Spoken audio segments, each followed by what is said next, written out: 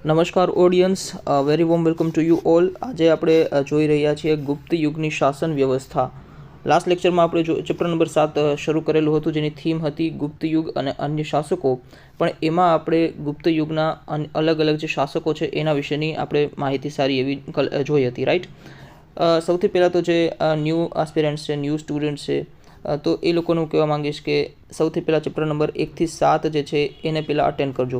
1 થી 7 ચેપ્ટરને અટેન્ડ કર્યા બાદ જ ક્યાંક ને ક્યાંક તમે જુઓ કે આ લેક્ચરને તમે અટેન્ડ કરજો.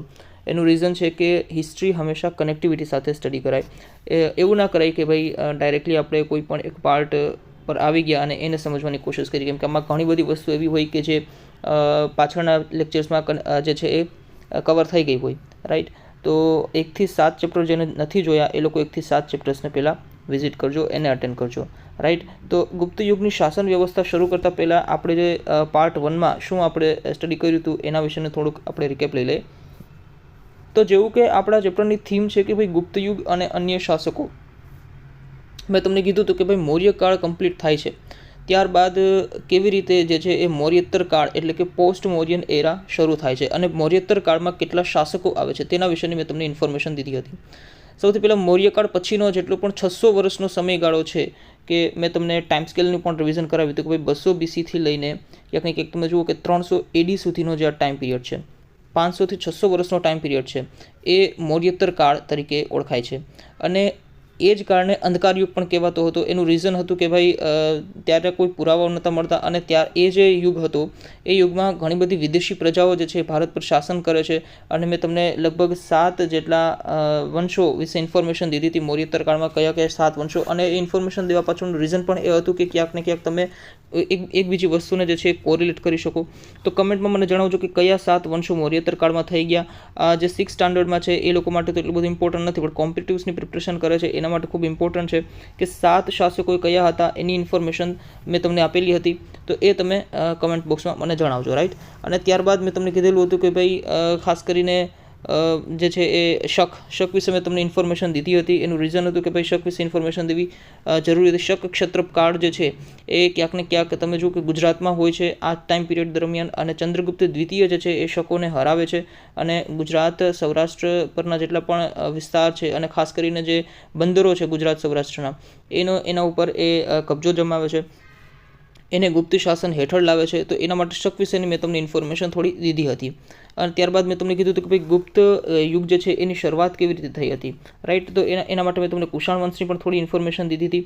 તો 2 વંશની ઇન્ફોર્મેશન મેં તમને મૌર્યોત્તર કાળમાં થયેલા જે 2 વંશ છે એની ઇન્ફોર્મેશન મેં તમને દીધેલી હતી. અને કુષાણના સામંતો તરીકે લગભગ જે ગુપ્ત યુગના જે શરૂઆતી શાસકો છે, જેમ કે ભાઈ શ્રીગુપ્ત છે, તે ઉપરાંત ઘટોત્કચ છે, તો એ ગુપ્ત યુગના સામંતો તરીકે ઓળખાય છે. અને ચંદ્રગુપ્ત પ્રથમ જે છે એને તમે જુઓ કે ક્યાંક ને ક્યાંક જે કુષાણ વંશ જે છે એનાથી ગુપ્ત યુગને આઝાદ કરાયું હતું. એટલે કે પછી જે આખા ભારતમાં છે એ ગુપ્ત યુગના શાસકો આવે છે અને એ જ લોકો જે છે ભારી ભરકમ ટાઇટલો પણ ધારણ કરે છે કે ભાઈ મહારાજાધિરાજ ને ચક્રવર્તી સમ્રાટ ને આવા બધા ટાઇટલો, પરક્રમાંક ને એવા બધા ટાઇટલો જે છે એ ધારણ કરે છે. તો એના વિશેનું આપણે જોઈ ગયા હતા.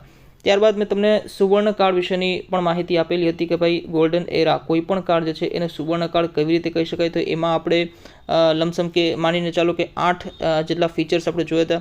તો એના માટે શું હોવું જોઈએ તો કે ભાઈ રાજકીય એકતા, પોલિટિકલ યુનિટી જે છે એ 2 ખૂબ જ ઇમ્પોર્ટન્ટ છે. તે ઉપરાંત શાંતિ હોવી જોઈએ, સિક્યોરિટી હોવી જોઈએ, સુરક્ષા, રાઈટ, સિક્યોરિટી. કે ભાઈ જેટલી પણ બોર્ડર્સ છે, કારણ કે ત્યારે તમે જુઓ એ ટાઈમનો મેપ પણ મેં તમને દેખાડેલો હતો. ત્યારે તમે જુઓ કે જે ઇન્ડોસિથિયન જે પ્રજાતિ છે જેને શક કહેવાય છે, રાઈટ. શકના પણ મેં તમને કીધું હતું કે ભાઈ ઉત્તરી ક્ષત્રપ અને પશ્ચિમી ક્ષત્રપ, આવા 2 પ્રકાર પણ મેં તમને કીધા હતા. તો આ ઉત્તરી ક્ષત્રપ અને પશ્ચિમી ક્ષત્રપની જેટલી પણ બોર્ડર્સ છે ત્યાં ક્યાંક ને ક્યાંક જો ચંદ્રગુપ્ત દ્વિતીયનું શાસન આવે છે ત્યારબાદ બૃહત્તર ભારત થઈ જાય છે. તો સુરક્ષા પણ આ યુગમાં હોય છે અને સ્ટેબલ ઇકોનોમી હોય છે, મજબૂત વ્યાપાર, ઇક્વલ ટેક્સ કલેક્શન. તે ઉપરાંત કલા સાહિત્યમાં પ્રગતિ, પુરાણ, મહાકાવ્ય આ બધાને અંતિમ રૂપ આ ટાઈમ પિરિયડમાં આપવામાં આવેલું હતું. તે ઉપરાંત તમે જુઓ કે વિદેશી યાત્રી જે છે એ પ્રશંસા કરે છે. ફાહિયાન તરીકે આપણે એક એક્ઝામ્પલને કોટ કરી શકીએ કે ભાઈ ફાહિયાન આ ટાઈમ પિરિયડમાં આવેલો હતો. તે ઉપરાંત ગુપ્ત સમ્રાટોની સર્જન શક્તિના દર્શન થાય છે. એના એક્ઝામ્પલમાં આપણે એ પણ કોટ કરી શકીએ કે ભાઈ જે સમુદ્રગુપ્ત છે એનો વીણા વગાડતો સિક્કો, બરાબર છે. અને ચંદ્રગુપ્ત 1 છે, સમુદ્રગુપ્ત છે, આ બધા સોનાના સિક્કા તો બહાર પાડેલા જ હતા, તો એ પણ એની સર્જન શક્તિનું એક પ્રતીક કહેવાય. તે ઉપરાંત ક્રાઇમ રેટ તમે જુઓ ક્યાંક ને ક્યાંક 0. તે ઉપરાંત ખેડૂતો પણ સુખી, ખેડૂતો સમૃદ્ધ, આ બધી વસ્તુઓને કારણે, આ બધા ફીચર્સને કારણે ક્યાંક ને ક્યાંક તમે જુઓ કે ગુપ્ત યુગનું સુવર્ણ યુગ કહેવાય છે. અને આ માત્ર આપણે ઉપરથી એનાલિસિસ નહોતું કર્યું, પણ એક શાસક જ્યારે આપણે ભણ્યા, એક રૂલર આપણે સ્ટડી કર્યા, ત્યારે આ બધા જ ફીચર એક ને એક રીતે તમને જોવા મળે જ છે. ત્યારબાદ આપણે ગુપ્ત યુગના શાસકની ઇન્ફોર્મેશન લીધી હતી કે ભાઈ કઈ રીતે શ્રીગુપ્ત આવે છે, ત્યારબાદ ઘટોત્કચ આવે છે, અને મેં તમે એડવાન્સમાં કહી દીધું કે ભાઈ કુષાણના સામંતો હશે. તે ઉપરાંત ચંદ્રગુપ્ત પ્રથમ જે છે એને કુષાણોથી આઝાદી અપાવી હતી. તો શ્રીગુપ્ત અને ઘટોત્કચ ક્યાંક ને ક્યાંક તમે જુઓ કે નોર્મલ શાસકો જેને કહી શકાય, કારણ કે એ લોકો મહારાજાનો બિરુદ ધારણ કરે છે, રાઈટ. મહારાજા કહે છે પોતાની જાતને, અને આ લોકો રાજા અને મહારાજા કહે છે, રાઈટ. અને બાકીના જેટલા પણ આગળના શાસકો આવે છે એ ભારી ભરકમ ટાઇટલ ધારણ કરે છે. તે ઉપરાંત મેં એમની રાજધાનીની વાત કરી હતી કે ભાઈ ગુપ્ત યુગમાં રાજધાનીની વાત કરીએ તો પાટલીપુત્ર, રાઈટ. પાટલીપુત્ર, અને આ પાટલીપુત્રનું એટલું બધું ઇમ્પોર્ટન્સ શું કામ છે એ આપણે પહેલાંના લેક્ચર્સથી જ આપણે જોઈએ છે. મગધમાં પાટલીપુત્રનું ઇમ્પોર્ટન્સ, રાઈટ. અને એટલું જ નહીં, પણ ચંદ્રગુપ્ત 2 જ્યારે આવે છે, ચંદ્રગુપ્ત 2, ત્યારે પાટલીપુત્રને જે છે એ તો એઝ ઇટ ઇઝ રાખે છે, પણ ઉજ્જૈની જે છે એને પણ ક્યાંક ને ક્યાંક તમે જુઓ એની રાજધાની બનાવે છે. તે ઉપરાંત ચંદ્રગુપ્ત પ્રથમની જો આપણે વાત કરીએ તો મગધનો રાજ્ય વિસ્તાર કરવા માટે એ જે અલગ અલગ મેં તમને કીધું હતું કે ભાઈ લીચ્છવી સપોઝ છે, તો લીચ્છવી ખૂબ શક્તિશાળી પ્રજા હોય છે, તો એની સાથે લગ્ન સંબંધો બાંધે છે. The reason behind this thing કે ભાઈ એ લોકો લીચ્છવી મતલબ સારા જે શાસકો છે એની સાથે લગ્ન સંબંધ બાંધે તો એની સૈન્ય જે છે એ સહાય મળી રહે, રાઈટ. મિલિટરી હેલ્પ જે છે એને મળી રહે, તો આવું રીઝન હોય છે. તે ઉપરાંત એ મહારાજને બદલે મહારાજાથી રાજનું બિરુદ પણ ધારણ કરે છે. સોનાના સિક્કા બહાર પાડવા, અને ગુપ્ત સંવત, ખાસ કરીને ખૂબ ઇમ્પોર્ટન્ટ ગુપ્ત સંવત જે છે એ પણ એ બહાર પડાવે છે, બરાબર છે.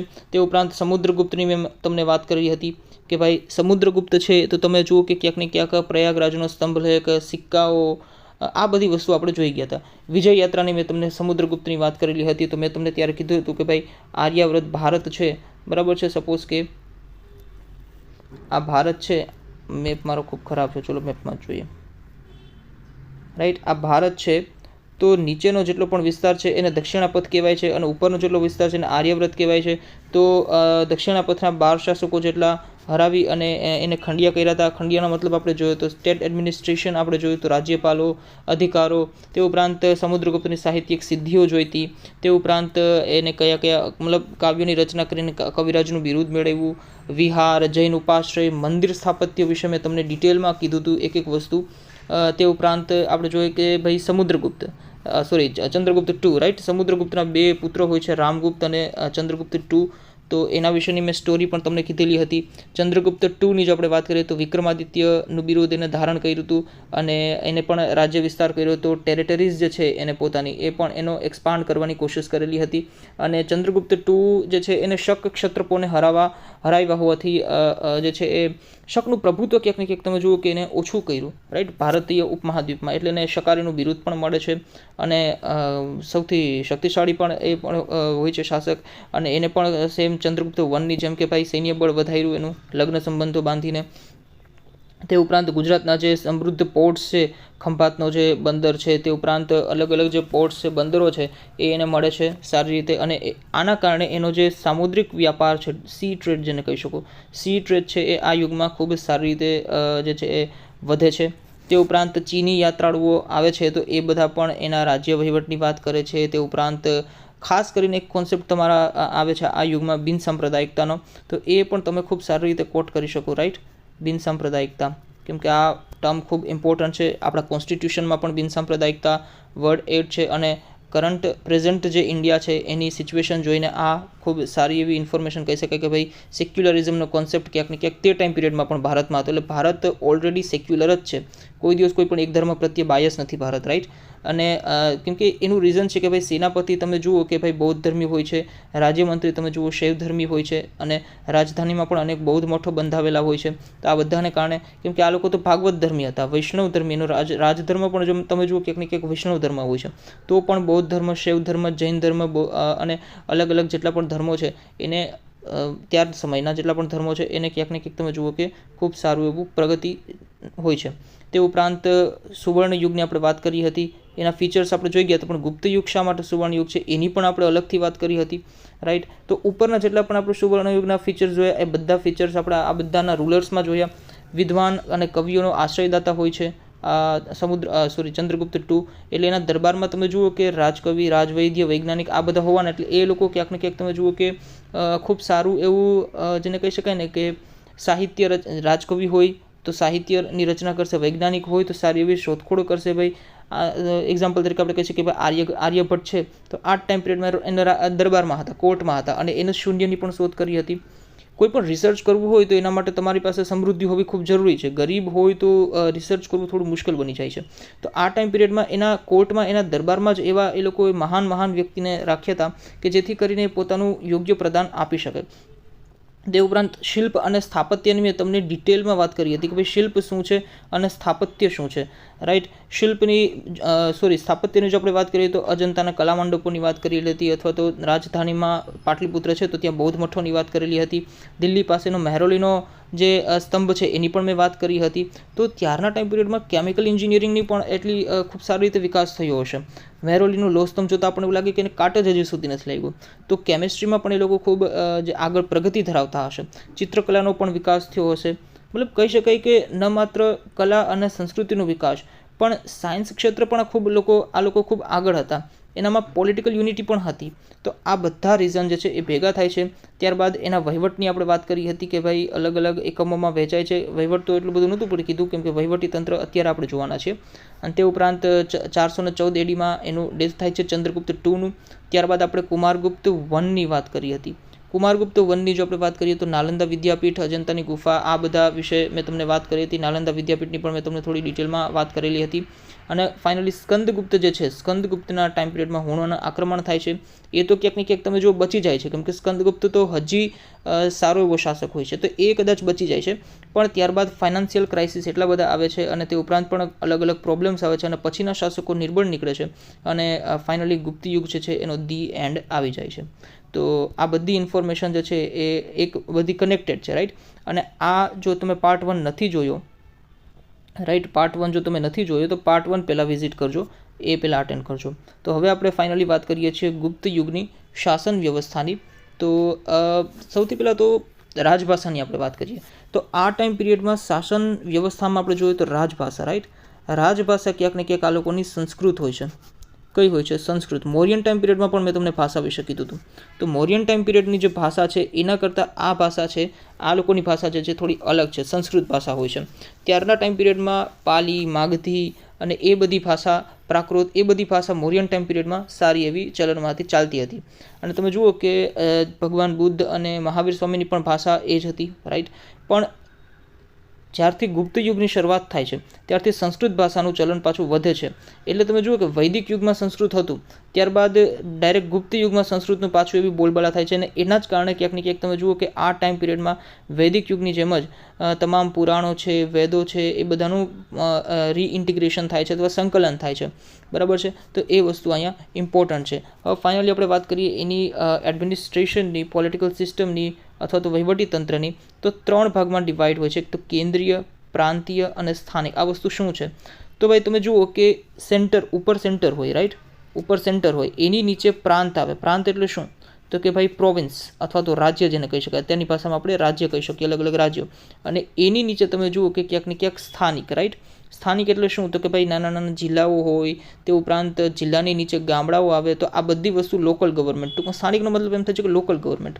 તો સેન્ટ્રલ ગવર્મેન્ટ અથવા તો યુનિયન ગવર્મેન્ટ, પ્રાંતીય ગવર્મેન્ટ અથવા તો પ્રોવિન્શિયલ ગવર્મેન્ટ અને લોકલ ગવર્મેન્ટ, આ રીતે હોય છે. પણ એક વસ્તુ આમાં તમે જુઓ કે ભાઈ જે શાસન વ્યવસ્થાની જો તમે વાત કરો તો એક વસ્તુ ખાસ ઇમ્પોર્ટન્ટ છે કે કેન્દ્ર છે એ હાઈલી ડિસેન્ટ્રલાઇઝડ હોય છે. આ તમારી ટેક્સ્ટબુકમાં આના વિશેની જે ઇન્ફોર્મેશન છે એ ખૂબ જ જેને કહી શકાય કે શોર્ટમાં આપેલી છે, રાઈટ. પણ આને સમજવું ખૂબ ઇમ્પોર્ટન્ટ છે કેમ કે આ વસ્તુ સમજશો તો ક્યાંક ને ક્યાંક તમે એમાંથી વાંચીને જે છે એ એક્ઝામમાં લખી શકશો. તો કેન્દ્રની જો વાત કરીએ તો ખૂબ જ ડિસેન્ટ્રલાઇઝડ, કે જેને કહેવાય કે કેન્દ્રીકૃત વ્યવસ્થા નથી. કહેવાનો મતલબ કેન્દ્રમાં રાજા હોય છે પણ કેન્દ્રીયકૃત વ્યવસ્થા ગુપ્ત યુગમાં હોતી નથી. એનું રીઝન શું છે? એનું રીઝન એ છે કે ભાઈ તમે જુઓ કે અલગ અલગ જે મિનિસ્ટર્સ હોય, રાઈટ. સપોઝ કે ડિફેન્સ મિનિસ્ટ્રી છે અથવા તો તમે કહી શકો કે કોઈ પણ અન્ય મિનિસ્ટ્રી છે, હેલ્થ મિનિસ્ટ્રી છે, તો એ બધા જે એના ક્ષેત્રમાં જે એના ડિપાર્ટમેન્ટમાં જે કંઈ પણ નિર્ણય લેવાના છે એ પોતે જ સોવેરિયન છે, મતલબ પોતે જ જે છે એ ડિસિઝન લઈ શકે છે. એને રાજાને પૂછવાની કોઈ જરૂરિયાત રહેતી નથી. એટલે કે સેન્ટ્રલાઇઝ કેન્દ્રીકૃત વ્યવસ્થા નથી. બધા અલગ અલગ ક્ષેત્રમાં પોતાની રીતે કામ કરે છે. સપોઝ કે ભાઈ હેલ્થ મિનિસ્ટર છે અને કાંઈ પણ નિર્ણય લેવાનો થયો તો એ હેલ્થ મિનિસ્ટરનો જે નિર્ણય છે એ જ અંતિમ રહેશે. અત્યારના ટાઈમ પિરિયડમાં એવું નથી હોતું. અત્યારના ટાઈમ પિરિયડમાં બધાએ ભેગું ડિસ્કસ કરવાનું હોય છે, પોતપોતાના ડિપાર્ટમેન્ટનું ભલે કોઈ પણ કામ કરતા હોય. તમે કોન્સ્ટિટ્યુશનમાં તમે જોશો અલગ અલગ મિનિસ્ટ્રી પોતાના ડિપાર્ટમેન્ટમાં કામ કરે છે, પણ ડિસિઝન જે છે એ ઘણી બધી વસ્તુઓ કે એકબીજાને પૂછીને લેવાની હોય છે. આમાં એવું હોતું નથી અને રાજાને તો પૂછવાની કોઈ જરૂરત જ રહેતી નથી, કેમ કે રાજા જે છે એને છૂટ આપી દે છે કે તમારા ડિપાર્ટમેન્ટમાં તમે જે કામ કરો છો એનો અંતિમ નિર્ણય છે એ તમારે લેવાનો હોય છે. તો આ રીતે તમે જુઓ કે કેન્દ્રીયકૃત વ્યવસ્થા જોવા મળતી નથી. મૌર્યન ટાઈમ પિરિયડમાં એવું નથી. મૌર્યન ટાઈમ પિરિયડમાં કેન્દ્રીયકૃત વ્યવસ્થા જોવા મળે છે. બરાબર છે. તો કેન્દ્રમાં રાજા હોય છે, તે ઉપરાંત એની નીચે તમે જુઓ તો ક્યાંક ને ક્યાંક પ્રાંત આવે છે. કેન્દ્રમાં રાજા હોય છે, એની નીચે પ્રાંત આવે છે, અને આ પ્રાંત જે છે એને ભુક્તિ કહેવામાં આવે છે. શું કહેવામાં આવે છે? ભુક્તિ. એટલે ભુક્તિનો સિમિલર વર્ડ અથવા તો એને કહેવાય કે ઇક્વલ વર્ડ એ જે છે એ પ્રાંત કહેવાય અથવા તો રાજ્ય કહેવાય. હવે આ પ્રાંત હોય એમાં એનો જે હેડ હોય, આ પ્રાંત અથવા ભુક્તિ એનો જે હેડ હોય એની ઉપર જે શાસનકર્તા છે, શાસનકર્તા તો ના કહી શકાય કેમ કે એને પ્રાદેશિક કહેવાય, કેમ કે પ્રાદેશિક જે છે પ્રાદેશિક એ રાજાના આદેશ મુજબ કામ કરે, એ પોતે અલગથી કામ નથી કરતા. રાઈટ. એટલે તમે જુઓ કે કેન્દ્રમાં રાજા હોય છે, એની નીચે પ્રાંત એટલે કે રાજ્યો આવે છે, અને રાજ્યોના જે ચીફ હોય છે, ચીફ જેને કહી શકાય અથવા તો હેડ એને કહી શકાય પ્રાદેશિક. અને પ્રાદેશિક તરીકે કોણ હોય? પ્રાદેશિક તરીકે મોટે ભાગે તમે જુઓ કે રાજકુમારોની નિમણૂક થતી. રાઈટ. રાજકુમારો જે છે એને પ્રાદેશિક તરીકે મૂકવામાં આવતા, એટલે ચીફ તરીકે મૂકવામાં આવતા, ગવર્નર તરીકે જેને કહી શકાય કે મૂકવામાં આવતા. અને એટલું જ નહીં, પણ તમે જુઓ કે પ્રાંતમાં કુમારામાત્ય, આયુક્ત, આવા બધા ઓફિશિયલ્સની પણ નિમણૂક કરવામાં આવતી. હવે આ બંને શું છે? કુમારામાત્ય શું છે અને આયુક્ત શું છે?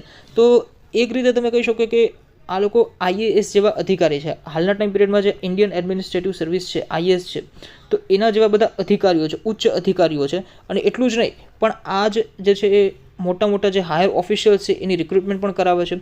પોતે જ ઓફિસર છે, કુમારામાત્ય છે, આયુક્ત છે, પોતે બધા IAS જેવા અધિકારીઓ જ છે. અને નવા અધિકારીઓને જે નિમણૂક કરવાની હોય તો એની રિસ્પોન્સિબિલિટી, એની જવાબદારી પણ આ લોકો ઉપર હોય છે. બરાબર છે. તે ઉપરાંત એની નીચે તમે જુઓ કે જિલ્લાઓ આવે છે અને જિલ્લાની નીચે ગ્રામ આવે છે. તો આટલી ઇન્ફોર્મેશન જે છે એ તમારી ટેક્સ્ટબુકમાં આપેલું છે, એના રિલેટેડ જ મેં તમને બધું કરાવેલું છે. રાઈટ. બાકી આનું એડમિનિસ્ટ્રેશન તમે જોવા જાઓ તો એના માટે અલગથી સેપરેટ લેક્ચર બની જાય, એટલું ડિટેલમાં આપણે એડમિનિસ્ટ્રેશન કરીએ. બટ અત્યારે તમારી ટેક્સ્ટબુકને ફોલો કરવાની છે, એટલે જેટલી ઇન્ફોર્મેશન જરૂરી છે એટલી ઇન્ફોર્મેશન મેં તમને આપવાની કોશિશ કરી. તે ઉપરાંત જિલ્લાની જો આપણે વાત કરીએ, જિલ્લાને જે છે વિષય કહેવામાં આવતું. રાઈટ. જિલ્લાને શું કહેવામાં આવતું? વિષય. જેમ પ્રાંતને ભુક્તિ કહેવાતું એવી રીતે જિલ્લાને વિષય કહેવામાં આવતું. અને કેમ કે જિલ્લા જે છે એને વિષય કહેવામાં આવતું, અને મૌર્યકાળ જે છે એમાં જિલ્લાનું શું કહેવામાં આવતું એ તમારે મને કમેન્ટ કરવાનું છે, કેમ કે ત્યારે મેં તમને ઇન્ફોર્મેશન દીધી હતી. બરાબર છે. જિલ્લાને મૌર્યકાળમાં શું કહેવાનું હતું એની તમારે મને કમેન્ટ કરવાની છે. અને ગુપ્તકાળમાં જિલ્લાઓ જે છે એને વિષય કહેવામાં આવતું. જિલ્લાની નીચે ગ્રામ આવે છે. રાઈટ. હવે બીજી આપણે વાત કરીએ કે ભાઈ સ્ત્રોતની, કે ભાઈ મૌર્યકાળની જે શાસન વ્યવસ્થા આવી છે તો એના વિશેના સ્ત્રોત શું, કયા કયા સ્ત્રોતમાંથી આપણને ઇન્ફોર્મેશન મળે છે? તમે જુઓ કે અભિલેખમાંથી ઇન્ફોર્મેશન મળે છે, તે ઉપરાંત સ્મૃતિઓમાંથી ઇન્ફોર્મેશન મળે છે, તે ઉપરાંત પુરાણોમાંથી પણ આપણને ઇન્ફોર્મેશન મળે છે. અભિલેખ વિશેની ઇન્ફોર્મેશન જો તમને ના ખબર હોય તો એ તમે ચેપ્ટર નંબર 1 ને વિઝિટ કરજો. લાસ્ટ લેક્ચરમાં પણ મેં તમને આનું રિવિઝન કરાવેલું હતું, અભિલેખ શું છે. રાઈટ. ઇન્સ્ક્રિપ્શન, જેને કહેવાય ઇન્સ્ક્રિપ્શન અથવા શિલાલેખ, એ શું છે એના વિશે તમને જો ના ખબર હોય તો ચેપ્ટર નંબર 1 તમે વિઝિટ કરજો. પુરાણોમાંથી પણ ઇન્ફોર્મેશન મળે છે. અને સ્મૃતિ, સ્મૃતિ એટલે શું? તો કે ભાઈ જે એ પણ મેં તમને ચેપ્ટર નંબર 1 માં ઇન્ફોર્મેશન દીધી હતી. લો બુક્સ કહેવાય, લો બુક્સ. રાઈટ. કાયદા વિશેના જે ગ્રંથો છે એમાં પણ ગુપ્ત યુગના જે શાસન વ્યવસ્થા છે એની આપણને સારી એવી ઇન્ફોર્મેશન મળે છે. બરાબર છે. તો કઈ રીતે સેન્ટર હોય, કઈ રીતે સ્થાનિક હોય, કઈ રીતે પ્રાંત હોય, એ બધી ઇન્ફોર્મેશન હવે તમને જે છે એ મેં તમને કહી દીધી. તો હવે આપણે તમારી ટેક્સ્ટબુકમાં વાંચીએ કે ટેક્સ્ટબુકમાં કઈ રીતે શું કહેવા માંગે છે. તો ગુપ્ત યુગની શાસન વ્યવસ્થા. ગુપ્ત યુગ જે છે એના શાસન તંત્ર વિશે આપણને અભિલેખો, સ્મૃતિઓ અને પુરાણોમાંથી માહિતી મળે છે. તે ઉપરાંત તે પ્રમાણે શાસન તંત્ર કેન્દ્રીય, પ્રાંતીય અને સ્થાનિક એમ 3 વિભાગમાં વહેંચાયેલું હોય છે. મેં તમને અહીંયા કીધું એમ. રાઈટ. મેં તમને અહીં કીધું. કેન્દ્રીય વહીવટી તંત્રની જો આપણે વાત કરીએ તો ગુપ્ત શાસન તંત્રમાં સમ્રાટ જે છે એ વહીવટી તંત્રના કેન્દ્ર સ્થાને હોય છે. તેઓ મહારાજાધિરાજ, પરમ ભાગવત જેવા બિરુદો ધરાવતા હતા. વહીવટીતંત્રમાં મુખ્ય સેનાપતિ, મહાબલાધિકૃત, વિદેશ મંત્રી, મહાસંધિ વિગ્રાહક, જે મહિલો અને દ્વારોના રક્ષકોના વડા, મહાપ્રતિહાર જે છે એ કહેવાતા હોય છે, બરાબર છે. તે ઉપરાંત તમે જુઓ કે મહાઅશ્વપતિ એ ઘોડેસવાર સેનાના વડા અને મહાપિલુપતિ એ હાથીની સેનાના વડા હતા. રાજ્યના દસ્તાવેજો સાચવવા માટે પુસ્તપાલની પણ નિમણૂક કરવામાં આવતી. આ વસ્તુ જે છે એ તમને કહેવાની રહી ગઈ છે, તો એ આપણે પહેલાં જોઈ લઈએ કે ભાઈ મુખ્ય સેનાપતિ આ બધી વસ્તુ શું હોય છે.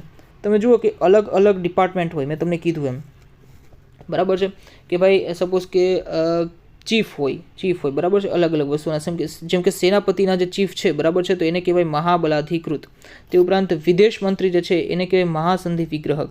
મહેલો અને દ્વારોના રક્ષકોના વડા, એટલે કે આખા મહેલોનું જે મેનેજમેન્ટ કરવાનું હોય, એની રક્ષા કરવાની હોય, તો એને કહેવાય મહાપ્રતિહાર. તે ઉપરાંત ઘોડેસવાર સેનાના વડા, તે ટાઈમ પિરિયડમાં જે છે ઘોડેસવાર જે છે એ ઘોડાઓ જે છે એનો ખૂબ સારી રીતે ઉપયોગ થતો હતો, રાઈટ, કેમ કે કોઈ મોડર્ન મશીનરીઝ કે રાઇફલ્સ કે એ બધી વસ્તુ તો હતી નહીં, સંપૂર્ણ ડિપેન્ડન્ટ એ લોકોને ઘોડા ઉપર જ રહેવું પડતું હતું.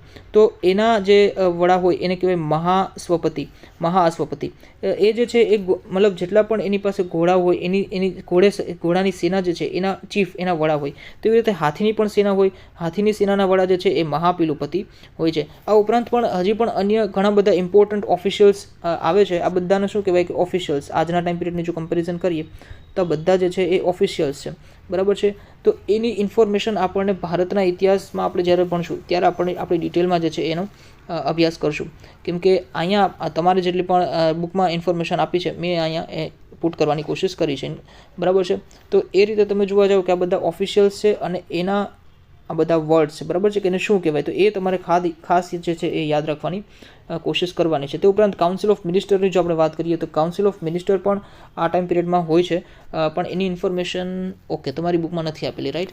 તો હવે આપણે વાત કરીએ પ્રાંતીય વહીવટીતંત્રની. તો પ્રાંતના વડા તરીકે મોટે ભાગે રાજકુમારને મૂકવામાં આવતા. કુમારામાત્ય અને આયુક્ત પ્રાંતમાં મુખ્ય ભૂમિકા ભજવતા. અહીંયા ઉપર આપણે વાત કરી, બરાબર છે, કે ભાઈ કુમારામાત્ય અને આયુક્ત શું છે એ ઓફિશિયલ હોય છે, બરાબર છે, આઈએસ જેવા અધિકારીઓ હોય છે. તો પ્રાંતનો જે ચીફ હોય છે એ કોણ હોય છે, તો એ રાજકુમાર હોય છે. પણ આ બધા ઓફિસર્સ પણ હોય છે અને પ્રાંતને ભુક્તિ કહેવામાં આવતું, જેના વડા પ્રાદેશિક હતા. એના વડા પ્રાદેશિક એટલે કે રાજકુમાર, બરાબર છે. પ્રાંત જે છે એને જિલ્લામાં વહેંચવામાં આવતું અને જિલ્લાને વિષય કહેવામાં આવતો, મેં તમને કીધું એમ, બરાબર છે. તે ઉપરાંત કેટલાક નગરો અને રાજધાની પાટલીપુત્રમાં મ્યુનિસિપાલિટી જેવી વહીવટી વ્યવસ્થા દેખાય છે. તેમાં નગર શ્રેષ્ઠી, કાયસ્થ, મુખ્ય કારીગર અને મુખ્ય વેપારી એમ 4નું વર્ચસ્વ જોવા મળે છે, બરાબર છે. એની મ્યુનિસિપાલિટીમાં આ 4 લોકોનું વર્ચસ્વ જોવા મળે છે. તે ઉપરાંત સ્થાનિક વહીવટીતંત્રની જો આપણે વાત કરીએ, બરાબર છે, તો ગ્રામ કક્ષાએ સમિતિ બનાવવામાં આવતી, જેમાં કે ભાઈ વડીલો હોય, ગામના મુખી હોય અને અગત્યના વયસ્ક નાગરિકોનો સમાવેશ કરવામાં આવતો. મોરિયન ટાઈમ પિરિયડમાં તમે જુઓ કે ગામડામાં જે છે એ ચૂંટણી થતી, ઇલેક્શન થતું, રાઈટ, યાદ કરવાની કોશિશ કરો. મોરિયન ટાઈમ પિરિયડમાં ગામમાં જે છે એ ઇલેક્શન થતું. અહીંયા પણ કમિટી બનાવવાની વાત કરવામાં આવેલી છે, રાઈટ. તો આ હતું મૌર્યન યુગનું એડમિનિસ્ટ્રેશન. હવે આપણે વાત કરીએ મૌર્યન યુગના ક્યાંક ને ક્યાંક તમે જુઓ કે અર્થતંત્રની. કોઈ પણ યુગ હોય તો અર્થતંત્ર અને વહીવટીતંત્ર એ જાણવું આપણા માટે ખૂબ ઇમ્પોર્ટન્ટ હોય છે, કેમ કે એના ઉપરથી ઘણી બધી વસ્તુની ઇન્ફોર્મેશન આપણને મળતી હોય છે અને એ જ આપણા માટે ઇમ્પોર્ટન્ટ છે. આર્થિક સ્થિતિની જો વાત કરીએ તો તમે જુઓ કે ત્યારના ટાઈમ પિરિયડમાં, આમ તો હમણાં સુધીના ટાઈમ પિરિયડમાં જે, કેમ કે ત્યારે કોઈ આઈટી સેક્ટર નહોતા, બીજા ત્રીજા કોઈ સેક્ટર નહોતા, બરાબર છે, અને પ્રાઇમરી સેક્ટર ઉપર જ લોકો જે છે એ ખૂબ જે છે એ રિલે કરતા હતા. હવે ઇકોનોમી જે છે એના પર 3 સેક્ટર્સ જોવા મળે છે, મોટે ભાગે 3 સેક્ટર્સ હોય છે. હાલના ટાઈમ પિરિયડની જો વાત કરીએ તો 5 સેક્ટર્સ હોય છે, પણ એ વાત આપણે અત્યારે નથી કરતા. એ વાત ઇન્ડિયન ઇકોનોમીનો સબ્જેક્ટ થઈ જાય છે. પ્રેઝન્ટ સિનારીઓ શું છે એ વસ્તુ આપણે ત્યાં જે તે ટાઈમમાં જોશું, બરાબર છે. મોટે ભાગે તમે જુઓ કે ખેતી હોય, બરાબર છે, તે ઉપરાંત ઉદ્યોગો હોય, બરાબર છે, અને તે ઉપરાંત સેવા જે છે સેવા ક્ષેત્ર હોય, બરાબર, સર્વિસ સેક્ટર. તો એગ્રીકલ્ચરની જો વાત કરીએ તો ઇન્ડસ વેલી સિવિલાઇઝેશન તમે જુઓ કે ભાઈ સિંધુ ખીણની સભ્યતા, ત્યારથી જ તમે જુઓ કે ક્યાંક ને ક્યાંક ખેતીનો ખૂબ સારી રીતે વિકાસ થાય છે. એટલે ખેતી ક્ષેત્ર, કૃષિ ક્ષેત્ર જે છે એ ત્યારના ટાઈમ પિરિયડમાં પણ ખૂબ સારું હતું. વચ્ચેનો ટાઈમ પિરિયડ એવો આવી ગયો, વૈદિક યુગનો ટાઈમ પિરિયડ એવો આવી ગયો કે ત્યારે ખેતીના અવશેષો પણ એટલા બધા મળતા નથી. એટલે કે ખેતી, કૃષિ જે છે એ સાવબંધ ના થઈ શકે, પણ કૃષિ જે છે એનું જે છે એ ક્યાંક ને ક્યાંક એનો ગ્રાફ નીચે ગયો હોઈ શકે, બરાબર છે. અને ઉદ્યોગોની જો આપણે વાત કરીએ તો એ પણ તમે જુઓ સિંધુ ખીણ સભ્યતામાં ઉદ્યોગો પણ ધગધગતા હતા, રાઈટ. ઉદ્યોગો હોય તો જ ઇન્ટરનેશનલ ટ્રેડ ને આ બધી વસ્તુ શક્ય બને. તો ઉદ્યોગો પણ ક્યાંક ને ક્યાંક ત્યારે ખૂબ સારી રીતે ચાલતા હતા. અને વૈદિક યુગની જો વાત કરીએ તો ત્યારે પણ ઉદ્યોગોનો ગ્રાફ એટલો બધો નથી આપણને જોવા મળતો. પણ આ ટાઈમ પિરિયડની જો વાત કરીએ તો ખેતી ક્ષેત્રે પણ આ લોકો સમૃદ્ધ હતા. તે ઉપરાંત ઉદ્યોગોની જો વાત કરીએ તો એ તમને વાત કરેલી જ કે ભાઈ ઉદ્યોગો તો હોવાના જ સારા એવા. અને સેવા ક્ષેત્રની જે વાત કરીએ, હેલ્થ ફેસિલિટીઝ છે કે ભાઈ આ બધી વસ્તુઓ છે, તો રાજા તરફથી આપવામાં આવતી જેટલી પણ ફેસિલિટીઝ છે એ તો ક્યાંક ને ક્યાંક તમે જુઓ કે ખૂબ સારી જ છે. ત્યારે તો આને સુવર્ણયુગ કહેવાય છે, બરાબર છે. પણ તમે જુઓ કે રાજા જે છે એને મોટા ભાગનો જે રેવન્યુ જનરેટ થતો હતો તો કેના દ્વારા થતો હતો કે ભાઈ લેન્ડ રેવન્યુ દ્વારા થતો હતો, બરાબર છે. કે ભાઈ રાજા જે છે એનો મેઇન સોર્સ ઓફ ઇન્કમ જ જેને કહી શકાય કે લેન્ડ રેવન્યુ, ભૂમિ રાજસ્વ, ભૂ રાજસ્વ, રાઈટ, ભૂ રાજસ્વ, ઓકે, ભૂ રાજસ્વ, બરાબર છે, ભૂ રાજસ્વ. હવે ખેતીની જો આપણે વાત કરીએ તો આ ટાઈમ પિરિયડમાં ખેતીની જે છે અલગ અલગ ખેત પદ્ધતિઓ હતી કે ભાઈ વાર્ષિક હોય, તે ઉપરાંત ત્રિવાર્ષિક હોય, તે ઉપરાંત પંચવાર્ષિક હોય. તો એવું નથી કે ભાઈ આપણે મોડર્ન ટાઈમ પિરિયડમાં જ આપણે સારી ખેતી કરી શકીએ છીએ. એ ટાઈમ પિરિયડમાં પણ સારી રીતે ખેતી થતી. સિંધુ ખીણની સભ્યતાની જો વાત કરીએ તો ત્યારે પણ આપણે સારી ખેતી જે છે એ લોકો પેટર્નમાં કરતા હશે એવો ટ્રેન્ડ આપણને જોવા મળે છે. તે ઉપરાંત વિવિધ પાકો આ ટાઈમ પિરિયડમાં જે છે એ વિવિધ પાકો પણ ઉગાડવામાં આવે છે. ઘઉં, જવ, વટાણા, આ તે બધી વસ્તુ એ આપણે તમારી ટેક્સ્ટબુકમાં હમણાં જોઈએ, બરાબર છે. તો એનું રીઝન શું છે કે ભાઈ ભારત જે છે એ ખૂબ જ જ્યોગ્રાફિકલની દ્રષ્ટિએ જોવા જાવ તો તમે ખૂબ જ સમૃદ્ધ છે ભારત. તે ઉપરાંત આ ટાઈમ પિરિયડમાં એ લોકો પાસે કોઈ ધનની પણ કમી નથી. અને ફર્ટિલાઇઝર્સના આ તે ત્યારે એ ટાઈમ પિરિયડમાં એ રીતે હોય, બરાબર છે, નેચરલ હોય, ઓર્ગેનિક હોય, પણ હોય તો ખરા જ. તો એ કોઈ પણ વસ્તુની કમી હોતી નથી. એટલે ખેતી પણ ખૂબ સારી રીતે અહીંયા જોવા મળે છે. ખેત પદ્ધતિની મેં તમને વાત કરી કે ભાઈ વર્ષમાં હોય, તે ઉપરાંત ત્રિવાર્ષિક ખેત પદ્ધતિ હોય, પંચવાર્ષિક ખેત પદ્ધતિ હોય. તો આ રીતે અહીંયા એ જોવા મળે છે. તે ઉપરાંત આંતરિક વેપારની જો વાત કરીએ તો ઇન્ટરનલ ટ્રેડ પણ ખૂબ સારો એવો આ લોકોનો હોય છે, કેમ કે ઉદ્યોગો ઓલમોસ્ટ બધી જગ્યાએ હોય છે. અને ત્યારનું ભારત જે છે બૃહત્તર, ગ્રેટર ઇન્ડિયામાં તમને એક વર્ડ કીધો તો બૃહત્તર ભારત થઈ ગયું હતું, રાઈટ. પૂરેપૂરું અફઘાનિસ્તાન સુધીનો વિસ્તાર જે છે, તે ઉપરાંત દક્ષિણ ભારતનો ઓલમોસ્ટ વિસ્તાર, ઈસ્ટ વિસ્તાર મતલબ પૂર્વનો વિસ્તાર, અને પશ્ચિમમાં પણ શક ક્ષેત્રપને હરાવી અને એ વિસ્તાર પણ આ લોકોએ કબજે કરી લીધો હતો ગુપ્તવાળાએ. તો ઇન્ટરનલ ટ્રેડ જે છે એ ખૂબ સારી રીતે હોવાનો, કેમ કે કોઈ વસ્તુ સપોઝ કે અફઘાનિસ્તાનની સારી વસ્તુ છે એ ક્યાંક બીજે જાય. તે ઉપરાંત ગુજરાતની કોઈ સારી છે, કપાસ ને બધું ત્યારે પણ થતું, તો એ બધી વસ્તુ ક્યાંક બીજા પાર્ટમાં જાય, બરાબર છે, ઇન્ડિયાના. તે ઉપરાંત ઇન્ટરનેશનલ ટ્રેડની જો આપણે વાત કરીએ તો આ જે એમાં ખાસ કરીને આપણે ઇમ્પોર્ટ એક્સપોર્ટની વાત કરીએ, બરાબર છે, આયાત નિકાસ. તો એના માટે નિકાસ જે રૂટ છે એ પણ વિકસાવવામાં આવેલો હતો. મેં તમને કીધું તો એમ કે ભાઈ બંદરો, ગુજરાતના જે બંદરો છે ત્યાંથી પાટલીપુત્રમાં તમે જુઓ કે રોડ ઇનિશિયેટિવ પણ ચાલુ કર્યું હતું, લોકોએ રોડ પણ એ જતો હતો, બરાબર છે. તો એનું રીઝન છે કે ભાઈ કોઈ પણ વસ્તુ બહાર મોકલવી છે અને કોઈ પણ વસ્તુ બહારથી અહીંયા ભારતમાં આવે છે તો આ બંદરોએ આવતી અને ત્યારથી અલગ અલગ જે છે એ સિટી, બરાબર છે, અર્બન સેન્ટર સુધી એ બધું ડિસ્ટ્રીબ્યુટ થતું વસ્તુ. તો ઇમ્પોર્ટ એક્સપોર્ટનો વેપાર પણ અહીંયા ખૂબ સારી રીતે ચાલતો હતો. તે ઉપરાંત ખૂબ ઇમ્પોર્ટન્ટ વસ્તુ છે કે ભાઈ ટેક્સ અથવા તો કર. તો કુલ ઉત્પાદન જેટલું પણ પ્રોડક્શન થાય એનો 1/4 અથવા તો 1/6, બરાબર છે, આ રીતે એ લોકો ટેક્સ માટે લેતા, બરાબર છે. 1/4 અને 1/6. સપોઝ કે ભાઈ 60 કિલો ઘઉં ઉગ્યા તો 60 કિલોમાંથી તમે જુઓ કે 10 કિલો ઘઉં જે છે એ ટેક્સ સ્વરૂપે દઈ દેવાનું, બરાબર છે. તો આ રીતે એનો એ રીતના એક ટેક્સ સ્લેબ જોવા મળે છે. અત્યારે કેમ જીએસટી છે, બરાબર છે, જીએસટી છે અત્યારે, તો જીએસટીના પણ અલગ અલગ ટેક્સ સ્લેબ જોવા મળે છે આપણને કે ભાઈ 18% હોય, 24% હોય, આ રીતે આપણને અલગ અલગ ટેક્સના સ્લેબ જોવા મળે છે. તો એ રીતે અહીંયા આપણને એટલી ઇન્ફોર્મેશન મળે છે કે ભાઈ સપોઝ કે 1/4 હોય, 1/6 હોય, મતલબ છઠ્ઠા ભાગનો કર જે છે એ ટેક્સ માટે દઈ દેવાનો એ રીતે. તે ઉપરાંત દાનની વાત કરીએ તો અહીંયા આ ટાઈમ પિરિયડમાં જે, કેમ કે વૈષ્ણવ ધર્મનું પ્રચલન હતું અને ક્યાંક ને ક્યાંક તમે જુઓ કે સંપૂર્ણ વૈદિક ધર્મમાં દાનનું ખૂબ મહત્ત્વ હોય છે. ભૂમિદાન હોય, આ કન્યાદાન હોય, તે ઉપરાંત ગોદાન હોય, ઘણી બધી વસ્તુનું દાન હોય છે.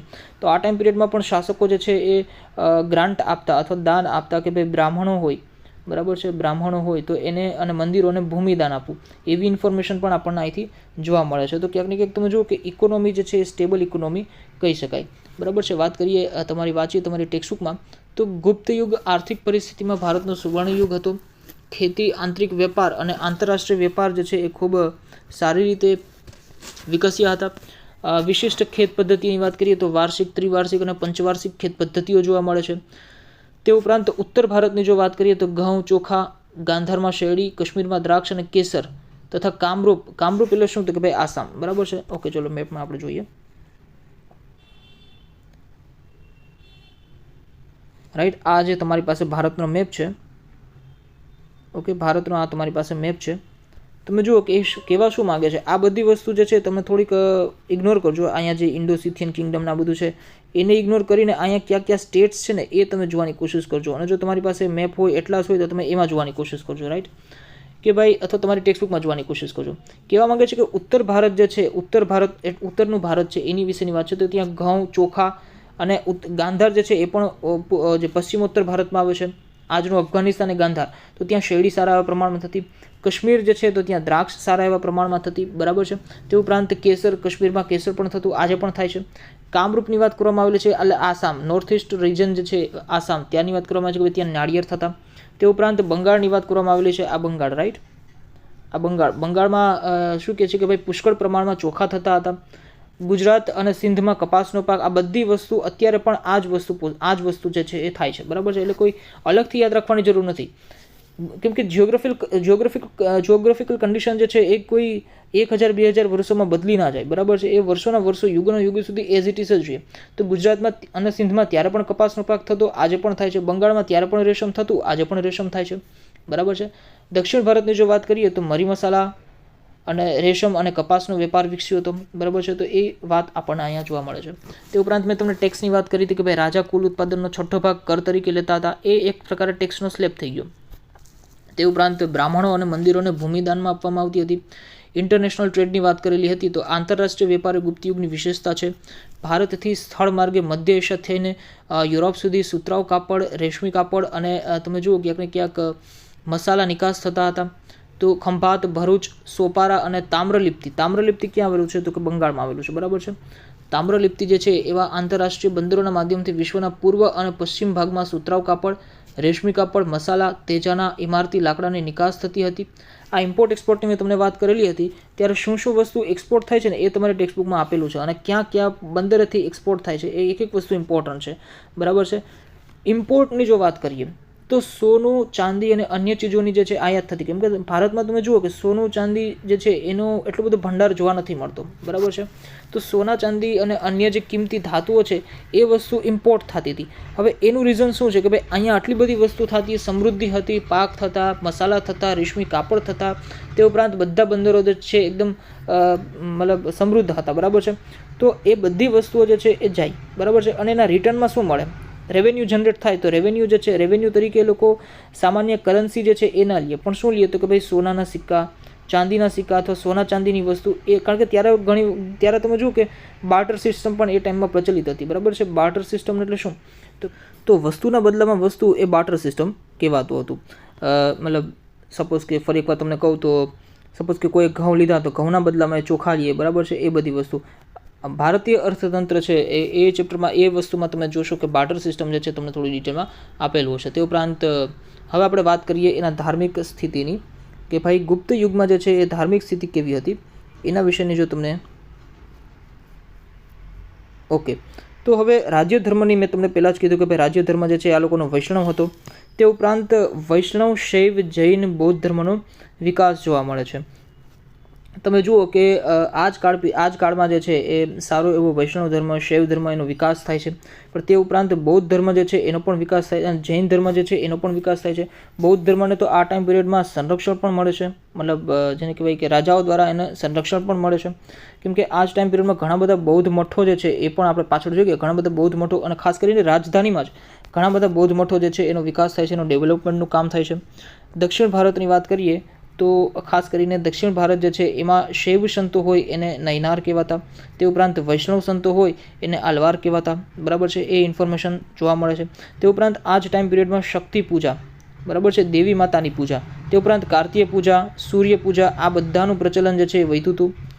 તમે જુઓ કે એની પહેલાંનો જે ટાઈમ પિરિયડ હતો, મૌર્ય યુગની આપણે વાત કરીએ તો મૌર્ય યુગમાં બૌદ્ધ ધર્મ, જૈન ધર્મ, આજીવિક સંપ્રદાય એ રીતે ખૂબ સારી રીતે એનો વિકાસ થયો હતો, બરાબર છે, અને એ રીતે વેચાયેલું હતું. પણ આ ટાઈમ પિરિયડમાં, ગુપ્ત ટાઈમ પિરિયડમાં જે છે એ ક્યાંક ને ક્યાંક તમે જુઓ કે વૈદિક ધર્મ જે છે ખૂબ સારી રીતે, કેમ કે વૈદિક ધર્મના જે અલગ અલગ સંપ્રદાયો છે એનો પણ અહીંયા વિકાસ જોવા મળે છે. વૈષ્ણવ ધર્મ, શૈવ ધર્મ, શક્તિ પૂજા, કાર્તિકેય પૂજા, સૂર્ય પૂજા, આ બધી વસ્તુ અહીંયા જોવા મળે છે. અને બૌદ્ધ ધર્મના સંરક્ષણની જો આપણે વાત કરીએ તો મેં તમને કીધું એમ કે ભાઈ સમુદ્રગુપ્ત દ્વારા ખાસ કરીને એને સંરક્ષણ પ્રદાન થાય છે. અને આ જ ટાઈમ પિરિયડમાં બૌદ્ધ ધર્મ જે છે એ બે અલગ અલગ સંપ્રદાયોમાં વહેંચાઈ જાય છે. એક તો હોય છે મહાયાન અને એક તો હોય છે હીનયાન, બરાબર છે. મહાયાન અને હીનયાન આ બે સંપ્રદાય વિશેની ઇન્ફોર્મેશન આપણે જ્યારે કલા અને સંસ્કૃતિ જે પાર્ટ છે એ કવર કરશું ત્યારે આપણને ડિટેલમાં જોવા મળશે કે ભાઈ મહાયાન અને હીનયાન સંપ્રદાય શું છે. તે ઉપરાંત ભારતના ઇતિહાસમાં પણ આ જે વસ્તુ છે એ ડિટેલમાં જોવા મળશે. તો બૌદ્ધ ધર્મના બે સંપ્રદાય અત્યારે તમારે માત્ર એટલું યાદ રાખવાનું કે મહાયાન અને હીનયાન બંને વચ્ચેનો ડિફરન્સ છે એ અહીંયા આપણે કવર નથી કરતા.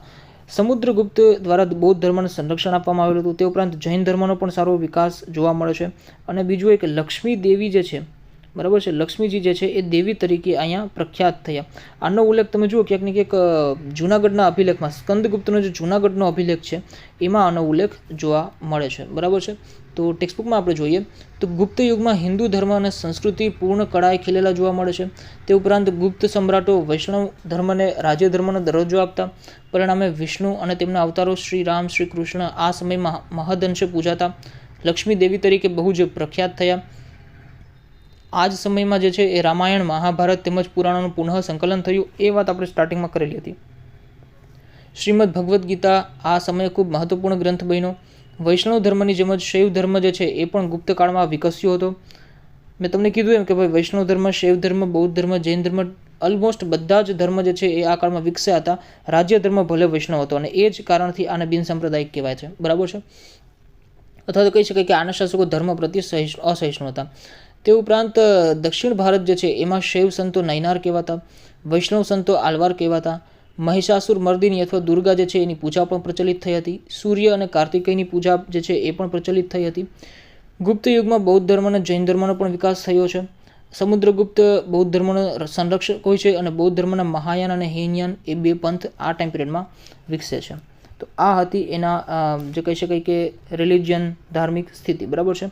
સાંસ્કૃતિક સ્થિતિની જો આપણે વાત કરીએ તો આ ટાઈમ પિરિયડમાં તમે જુઓ કલ્ચરલ ડેવલપમેન્ટનો ટાઈમ કહેવાય છે. આને ક્લાસિકલ એરા કહેવાય છે, બરાબર છે. તમે તમારા ટેક્સ્ટબુકમાં લખી શકો છો ક્લાસિકલ એરા, ક્લાસિકલ યુગ કહેવાય છે. કેમ કે આ ટાઈમ પિરિયડમાં ઘણી બધી નવી ભાષાઓનો જન્મ થાય છે, બરાબર છે. ઘણી બધી નવી ભાષા. સાહિત્યકારોની જો ખાસ વાત કરીએ, અલગ અલગ ભાષા હોય તો અલગ અલગ એના સાહિત્યકારો પણ થવાના. તો સાહિત્યકારોની જો વાત કરીએ તો કાલિદાસ છે, સ્કંદ સ્વામી છે, હરિસ્વામી, રાણી વિજયા, આર્યસુર, બરાબર છે. અને ખાસ કરીને એમાં પણ કાલિદાસ જે છે, કાલિદાસ એટલે શું તો કે ભાઈ આ તમે કદાચ સાંભળેલું હશે, કાલિદાસને ભારતનું શેક્સપિયર કહેવામાં આવે છે, રાઈટ. ભારતનું શેક્સપિયર એટલે કાલિદાસ. કાલિદાસ જે છે ખૂબ ઇમ્પોર્ટન્ટ હોય છે, કેમ કે એને જે છે એ ઘણા બધા મહાકાવ્યોની રચના કરી હોય છે. કાલિદાસે ઘણા બધા તમે કહી શકો કે મહાકાવ્ય જે છે એની રચના કરેલી હોય છે. તે ઉપરાંત મંદિર સ્થાપત્યનો પણ આ યુગ છે, સ્થાપત્ય, રાઈટ.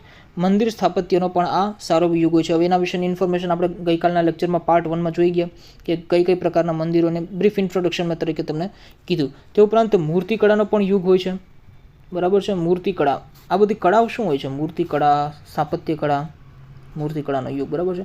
મૂર્તિકળાની જો તમે વાત કરો ને તો આમ તો તમે જુઓ કે જ્યારે ગુપ્ત યુગની શરૂઆત થાય છે ને, ગુપ્ત યુગની શરૂઆત એની પહેલાં જ ક્યાંક ને ક્યાંક મૂર્તિકળાનો વિકાસ જોવા મળે છે. એટલે કે મૌર્યોત્તર કાળમાં જ મૂર્તિકળાનો વિકાસ જોવા મળે છે.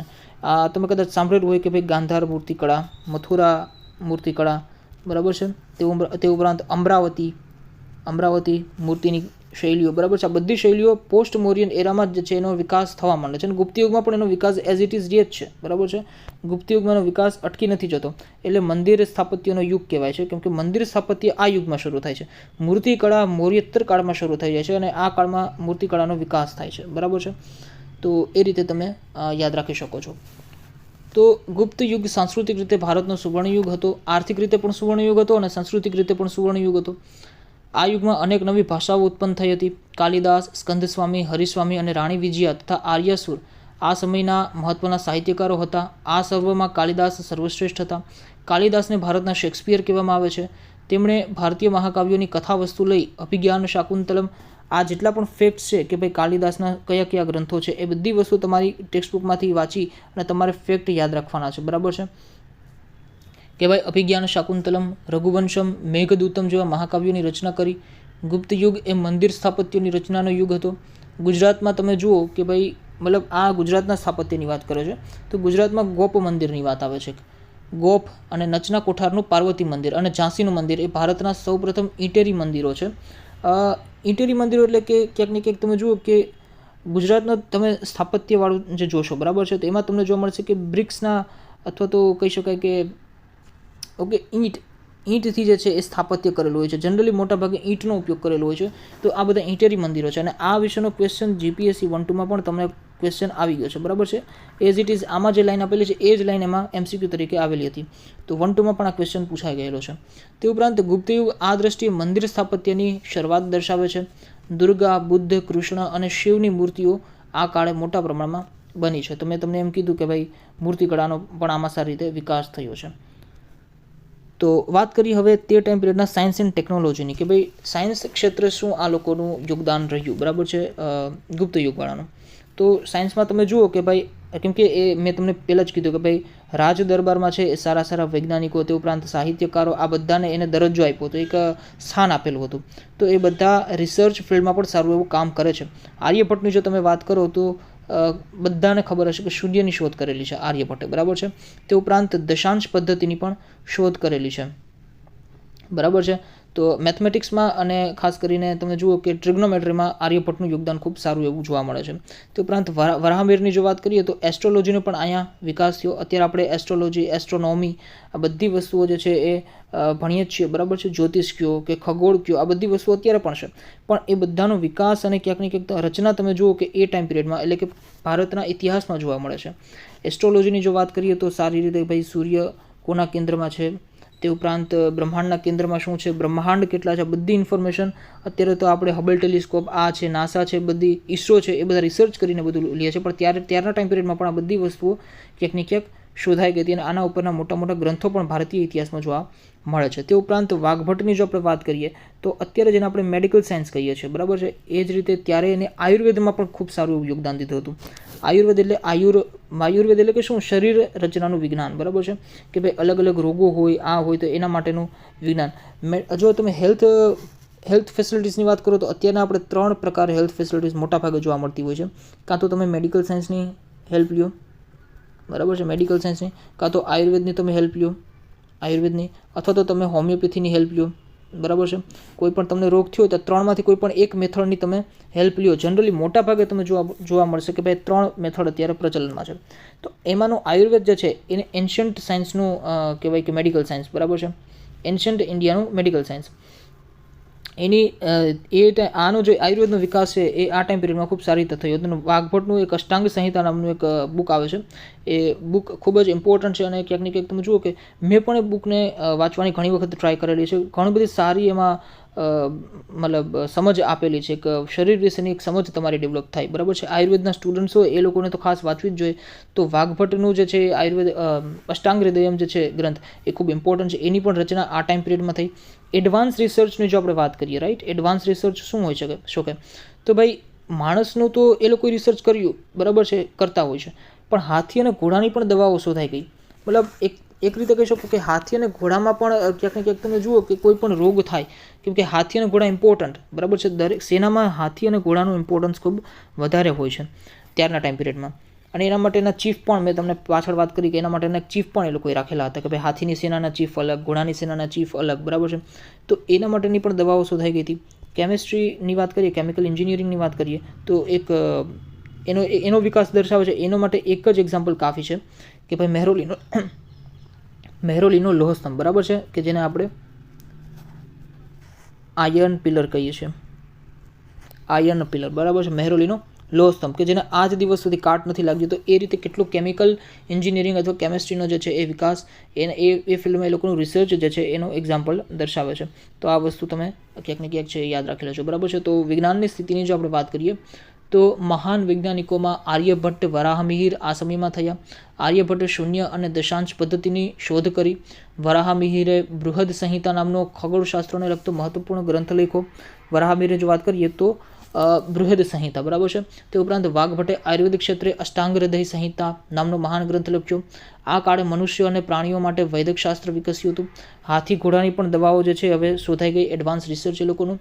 રસાયણ શાસ્ત્રનો પણ ખાસો વિકાસ થયો હતો અને એનું સર્વશ્રેષ્ઠ ઉદાહરણ આપણે દિલ્હી પાસે આવેલો મહેરોલીનો લોહ સ્તંભ છે કે જેને ભાઈ આજ દિવસ સુધી કાટ લાગ્યો નથી. તો અહીંયા તમારું ગુપ્ત કાળ જે છે એ ક્યાંક ને ક્યાંક કમ્પ્લીટ થાય છે. હવે જે આગળ જે વાત આવે છે એ વાત આવે છે ગુપ્તોત્તર કાળની, બરાબર છે, ગુપ્તોત્તર ટાઈમ પિરિયડની. તમે જુઓ કે તમારી ટેક્સ્ટ બુકમાં ડાયરેક્ટ સમ્રાટ હર્ષવર્ધનનો ટોપિક આપેલો છે, બરાબર છે, પણ ગુપ્તોત્તર કાળની વાત અહીંયા આપેલી નથી. ગુપ્તોત્તર જેમ મૌર્યોત્તર કાળની વાત નથી આપેલી એવી રીતે ગુપ્તોત્તર કાળની પણ વાત નથી આપેલી. પોસ્ટ ગુપ્ત એરામાં શું થાય છે કે ભાઈ હવે અલગ અલગ જે રાજવંશો છે એ હવે રાજવંશોનું શાસન આવશે. તો અલગ અલગ જે નાના મોટા રાજવીઓ જે છે એ ભારતમાં જે છે એ ક્યાંક ને ક્યાંક તમે જુઓ કે પોતાનું અલગ અલગ શાસન બનાવે છે. હવે કોઈ કેન્દ્રીયકૃત વ્યવસ્થા મોટા ભાગે જોવા નથી મળતી. હર્ષવર્ધન જે છે અને દક્ષિણ ભારતમાં પુલકેશી સેકન્ડ, બરાબર છે, આ બંને શાસકો ખૂબ સમૃદ્ધ અને ખૂબ સારા એવા શક્તિશાળી શાસકો કહી શકાય એવા હોય છે. પણ આ શાસકો જે છે એ તમે જુઓ કે ક્યાંક ને ક્યાંક અંતિમ શાસકો હોય છે. મતલબ હર્ષવર્ધન અને પુલકેશી II એ પ્રાચીન ભારતમાંની દ્રષ્ટિએ જોવા જાય તો અંતિમ શક્તિશાળી શાસકોનો દરજ્જો આ લોકોને આપવામાં આવેલો છે.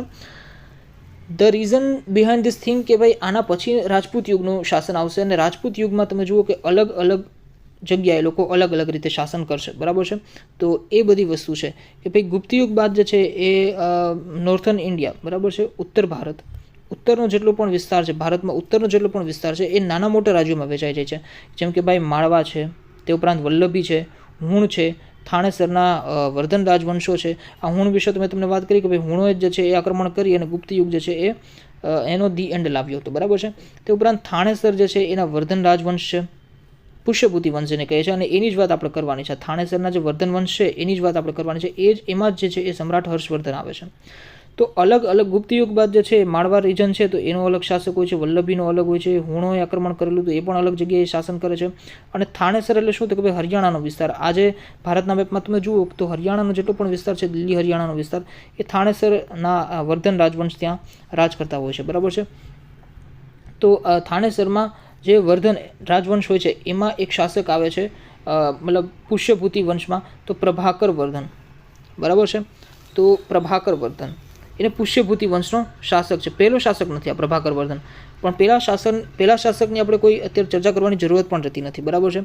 તો પ્રભાકર વર્ધન છે એના 3 સંતાન હોય છે ભાઈ. એક તો હોય છે રાજ્યવર્ધન, એક હોય છે રાજ્યશ્રી અને એક હોય છે હર્ષવર્ધન. અને હર્ષવર્ધન જે છે એ જ ક્યાંક ને ક્યાંક તમે જુઓ કે પ્રભાકર વર્ધન પછી શાસક મતલબ ગાદીએ આવે છે. હવે આનું રીઝન એ હોય છે કે ભાઈ રાજ્યવર્ધન જે છે, બરાબર છે, રાજ્યવર્ધન જે છે અને હર્ષવર્ધન જે છે એ બંને ભાઈઓ હોય છે અને રાજ્યશ્રીની બેન હોય છે. આ ટાઈમ પિરિયડમાં તમે જુઓ કે બંગાળનો શાસક હોય છે ગોળ શાસક જેને કહેવાય. બંગાળનો શાસક ગોળ, બરાબર છે. ગોળ રાજવી શશાંક અને માલવરાજ એ શું કરે છે રાજ્યશ્રીનું અપહરણ કરે છે. હવે રાજ્યશ્રીનું અપહરણ કરે છે તો એને રાજ્યવર્ધન જે છે એની પોતાની બેનને બચાવવા જાય છે, રાજ્યશ્રીને બચાવવા જાય છે, પણ રાજ્યવર્ધન જે છે એનું પણ ક્યાંક ને ક્યાંક હત્યા થઈ જાય છે, મતલબ, બરાબર છે. હવે હર્ષવર્ધન જે છે એ ખૂબ નાની વયમાં, બરાબર છે, એની બેનને તો બચાવે જ છે, રાજ્યશ્રીને તો કોઈ પણ રીતે બચાવે જ છે. રાજ્યવર્ધનનું તો વાય મૃત્યુ થઈ જાય છે, રાજ્યશ્રીને બચાવે છે, પણ રાજ્યશ્રીના જે લગ્ન થયા હોય છે, બરાબર છે, એ રાજ્ય જે છે એ પણ ક્યાંક ને ક્યાંક તમે જુઓ કે હર્ષવર્ધન લઈ લે છે, કન્નૌજ, બરાબર છે.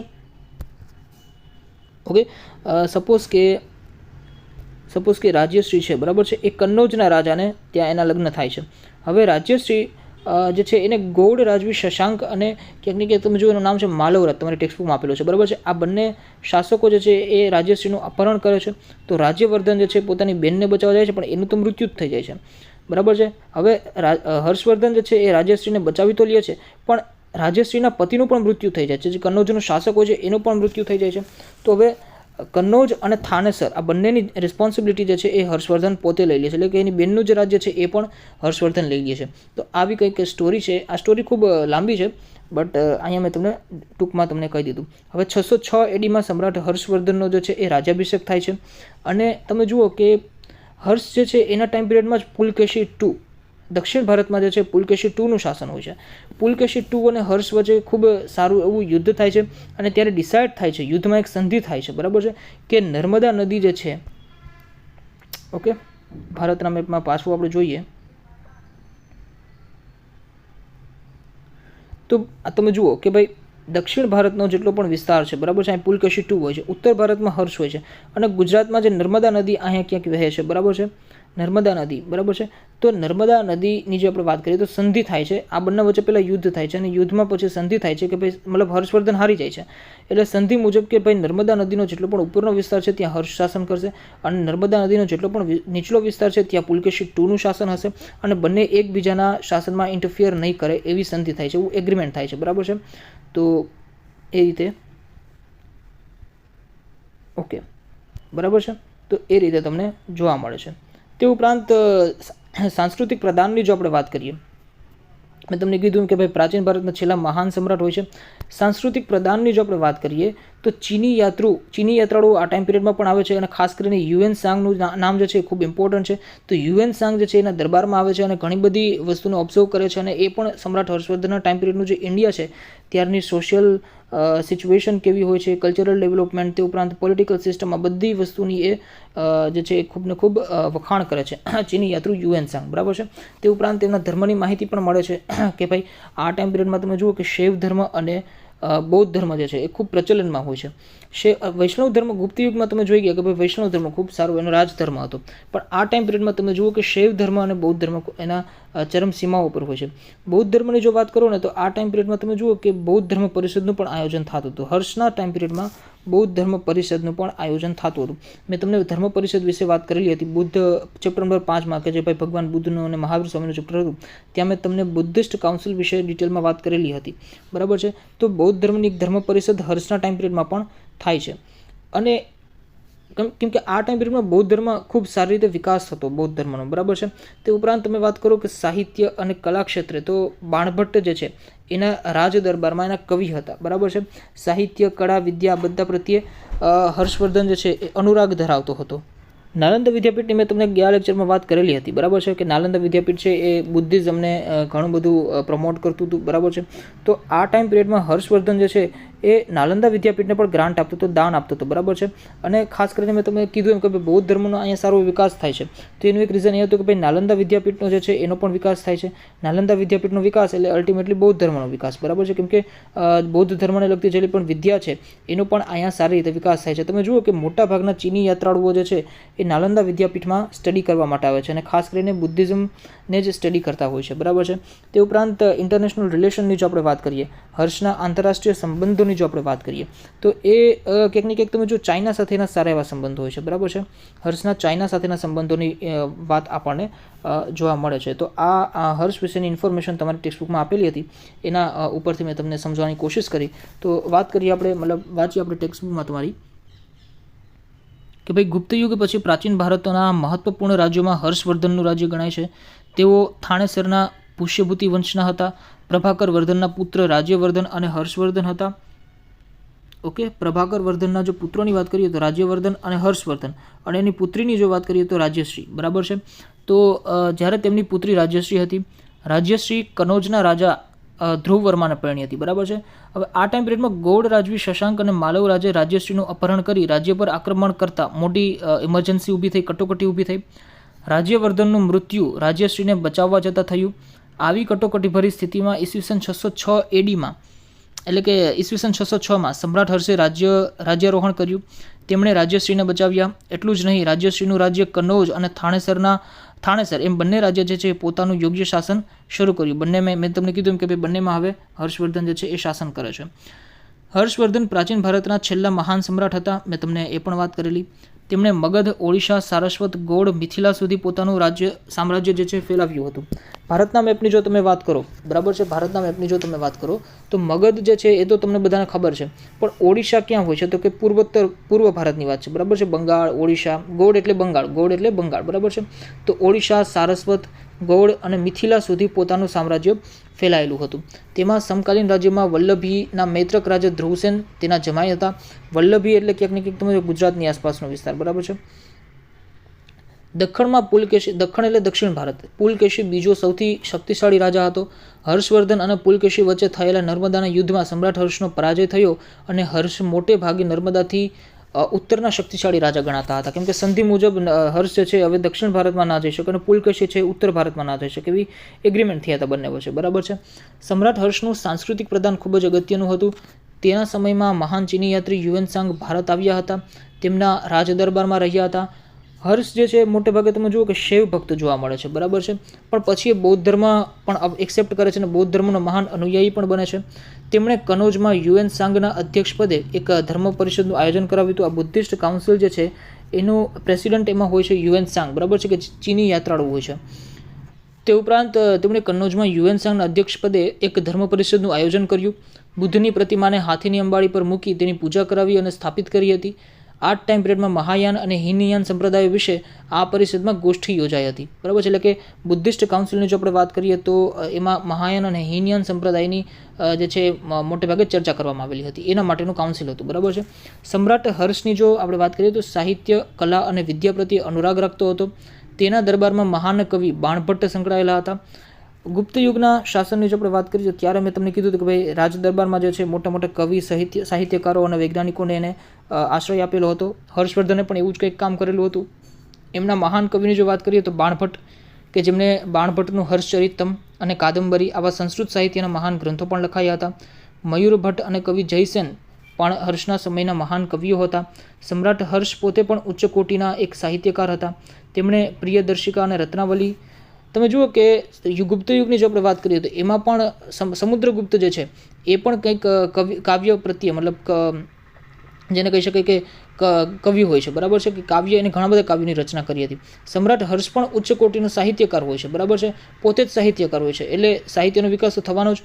પ્રિયદર્શિકા, રત્નાવલી આ બધા નાટકોની પણ રચના એને કરેલી હતી. અને સાથે સાથે ભગવાન બુદ્ધની જે જાતક કથાઓ છે એના ઉપરથી નાગાનંદ નામનું એક વિશિષ્ટ નાટક પણ લખેલું હતું, કે ભાઈ જાતક કથા ઉપરથી એક નાટક હોય છે નાગાનંદ, બરાબર છે, એનું પણ આને સારો એવો વિકાસ કરેલો હતો. મતલબ જાતક કથાઓ ઉપરથી નાગાનંદ નામનું એક વિશિષ્ટ કાવ્ય પણ નાટક પણ એને લખ્યું હતું. તે ઉપરાંત હર્ષના જે ઇન્ટરનેશનલ રિલેશન્સની વાત કરીએ, આંતરરાષ્ટ્રીય સંબંધોની જો વાત કરીએ તો અનેક દેશો સાથે એને મૈત્રી સંબંધો બાંધ્યા હતા. તેમણે પોતાના દૂત મંડળને ચીનમાં મોકલેલા હતા. મેં તમને કીધું એમ કે ભાઈ ચીન સાથેના રિલેશન સારા હતા અને પોતાના એમ્બેસેડર્સ જે છે, પોતાના રાજદૂત છે, એને ચીનમાં પણ મોકલ્યા હતા. તે ઉપરાંત ચીનથી પણ ભારતમાં ચીનના દૂત મંડળે મુલાકાત લીધી હતી. અને આ દ્રષ્ટિએ સમ્રાટ હર્ષ એક ઉચ્ચ કોટીના શાસક, વિજેતા અને વહીવટીકર્તા અને સાહિત્યકાર હતા. તે ઉપરાંત તેમણે નાલંદા વિદ્યાપીઠને નિભાવવા માટે 100 ગામ ભેટમાં આપ્યા હતા. મેં તમને કીધું એમ કે ભાઈ નાલંદા વિદ્યાપીઠને તો આ સારી રીતે એવી મતલબ દાન, અનુદાન જેને કહી શકાય, ગ્રાન્ટ, એડ, બરાબર છે, હેલ્પ, બરાબર છે, એડ એ પણ આપતો હતો, બરાબર છે, હર્ષવર્ધન. તો હર્ષવર્ધનના ટાઈમ પિરિયડમાં બુદ્ધિઝમનો જે છે એ સારો એવો વિકાસ થાય છે. તો અહીંયા તમારા હર્ષવર્ધન વિશેની ઇન્ફોર્મેશન તમારી ટેક્સ્ટબુકમાં આપેલી હતી, એ એકોર્ડિંગ આપણે ચાલવાની કોશિશ કરી. ત્યારબાદ જે અંતિમ, જેને કહી શકાય કે ચેપ્ટરનો અંતિમ શાસક, બરાબર છે, ચેપ્ટરનો અંતિમ શાસકની જો વાત કરીએ તો પુલકેશી 2ની જો આપણે વાત કરીએ તો પુલકેશી 2 તમે જુઓ ક્યાંક ને ક્યાંક ચાલુક્ય રાજા હોય છે, બરાબર છે. ચાલુક્યની વાત કરીએ ને તો દક્ષિણ ભારતમાં આ ચાલુક્ય રાજા હોય છે. અને ચાલુક્ય ઘણા બધા પ્રકારના હતા, કે ભાઈ બાદામીના ચાલુક્યો, વાતાપીના ચાલુક્યો, આ બધાની ઇન્ફોર્મેશન તમને ભારતના ઇતિહાસમાં ડિટેલમાં મળશે, બરાબર છે. તો ક્યાંક તમે જુઓ કે વાતાપીના ચાલુક્ય હોય છે, ક્યાંક બાદામીના ચાલુક્ય હોય છે. 3 થી 4 ચાલુક્ય જે છે પ્રજાતિ હતી. અને આ જ ચાલુક્ય પ્રજાતિ ક્યાંક ને ક્યાંક તમે જુઓ ગુજરાતમાં સોલંકી વંશ સ્વરૂપે આવે છે, બરાબર છે. તો એવું કોણ છે? ચાલુક્ય પ્રજાતિ હોય છે, બરાબર છે, ચાલુક્ય રાજા હોય છે બધા. તો દક્ષિણ ભારતની જો આપણે વાત કરીએ તો દખણની જો વાત કરીએ તો ચાલુક્ય વંશી રાજા પુલકેશી 2નું શાસન હોય છે એ ટાઈમ પિરિયડમાં. એની આપણે શું જોવાનું, એના વિશેના એના વિજયો ક્યાં ક્યાં છે, તે ઉપરાંત એને દક્ષિણાપદ સ્વામીનું બિરુદ કેવી રીતે મળ્યું, અને એના ઇન્ટરનેશનલ રિલેશન્સની વાત કરીએ તો ઈરાન સાથેના ઇન્ટરનેશનલ સારા એવા રિલેશન્સ હતા. આ વિશેની ઇન્ફોર્મેશન તમને તમારી ટેક્સ્ટબુકમાં આપેલી છે. તમે જુઓ હર્ષના ટાઈમ પિરિયડમાં જે એના મતલબ હર્ષનો જે રિલેશન છે, ઇન્ટરનેશનલ રિલેશન, એ ચાઇના સાથે સારો હોય છે. અને પુલકેશી 2નો જે રિલેશન છે એ ઈરાન સાથે સારો હોય છે, બરાબર છે. તો સમ્રાટ હર્ષના સમકાલીન રાજ્યોમાં સૌથી શક્તિશાળી ચાલુક્ય વંશી રાજા પુલકેશી 2 હતા. તેમણે મહારાષ્ટ્રમાં રાષ્ટ્રકૂટો પાસેથી સત્તા આંચકી રાજ્ય સ્થાપ્યું હતું. મહારાષ્ટ્રમાં તમે જુઓ કે અહીંયા ક્યાંક ને ક્યાંક રાષ્ટ્રકૂટોની સત્તા હોય છે, બરાબર છે, અહીંયા રાષ્ટ્રકૂટોની સત્તા હોય છે. અને ચાલુક્યો પણ મેં કીધું એમ કે એક નતા ઘણા બધા હતા.